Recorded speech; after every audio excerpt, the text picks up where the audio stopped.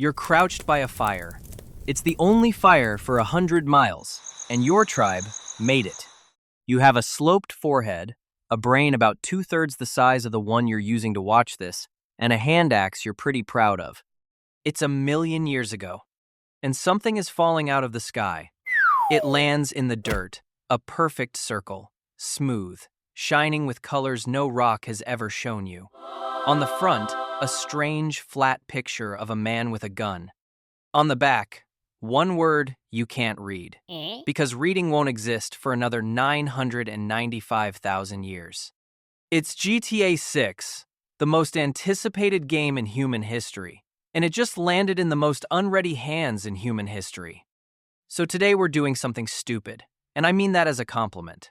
We're dropping the biggest game ever made into a world with no power, no screens, and no players, and following what actually happens, not for a day, for the next 1,000,000 years.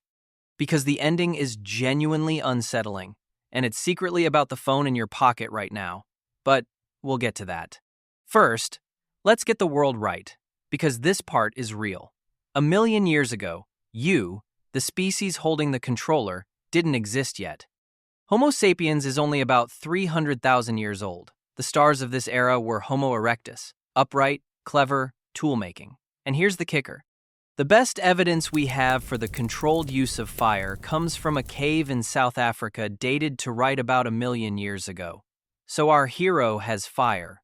Barely. Fire, hand axe, disc from the sky. That's the whole tech tree. The obvious answer?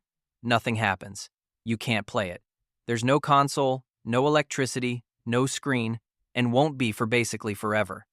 The single most powerful entertainment object ever created is, to Ugg, a shiny rock. And if that were the end, this would be a short video. But it's not the end, because Ugg doesn't need to play it to be changed by it. Watch. Ugg tilts the disc toward the firelight, and the shiny side does something no puddle, no still pond ever did quite this well. It throws his own face back at him.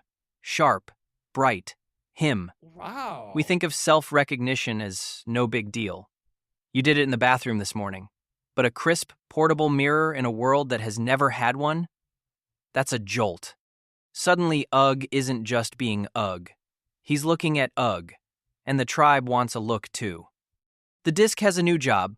It's not a game. It's the first vanity mirror. Weird, right? We're just getting started. Now, you're probably thinking what I thought. Forget the mirror. That edge looks sharp. A perfect circle in a world of chipped stone? Ugg's holding the ultimate knife. Except, no. This thing is plastic. Softer than the flint he already napped this morning. Try to butcher a carcass with it and it bends, chips, and snaps into useless shards. The most advanced object on Earth just lost a knife fight to a rock. Hold on to that. It matters more than you think later. Now the case. That cover art, the man, the gun, the palm trees. To us, it's marketing. To Ugg, it's something no hominid mind has ever processed. A flat thing that stands for a real thing. A picture, that means. Here's the eerie part. This isn't as far-fetched as it sounds. We've actually found a zigzag pattern deliberately carved into a shell by Homo erectus around 500,000 years ago. 500,000 years before art supposedly began. The wiring for symbols was already in there. So Ugg copies it, onto stone, onto skin. The image spreads. And a species that was a few 100,000 years from inventing pictures just got a head start from a box that was only ever trying to sell a game. But think about what this object is to them. It fell from the sky. It shows you your own face. It's covered in glowing symbols nobody made and nobody understands. If you were a hominid, what would you call that? Holy. Anthropologists have a name for what happens when people can't explain a powerful object. So they build ritual around it. A cargo cult. Ugg's tribe has one now. They've got a god, and it's a Rockstar Games launch disc. Generations pray to the man with the gun. And the strangest human software of all, belief in something bigger than you, just booted up hundreds of thousands of years ahead of schedule. Feel how far we've come from shiny rock? Good. because here's where it turns. The disk doesn't last. It's tough, but it's not a fossil. It scratches, it clouds, it splits. Give it a few thousand years of feet and floods and fires, and it crumbles to flakes.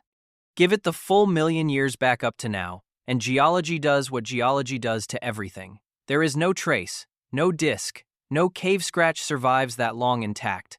Nothing.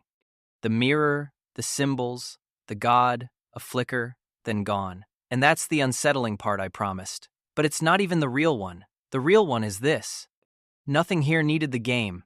Ugg never played a second of it. The single most advanced object ever made landed in his hands, and it couldn't do the one thing it was for. Because a video game isn't really the disk. It's the tip of a pyramid.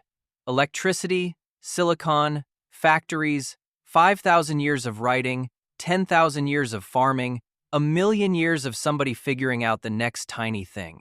Take the top off that pyramid and drop it into a world with no pyramid underneath. It's a rock. A beautiful, holy, useless rock. Which brings us to you. The phone in your hand does more than every computer that put humans on the moon, and you could not rebuild one piece of it alone. Not the glass, not the chip, not the code. You're Ugg. We all are. Everything we touch only works because a million years of quiet, forgotten scaffolding is holding it up, and almost none of us ever look down at it. You just did. You'll never hold your phone quite the same way again. So the most powerful object in history changed nothing and everything, and then vanished without a trace. And that's the origin of you. Because everything has an origin, including you.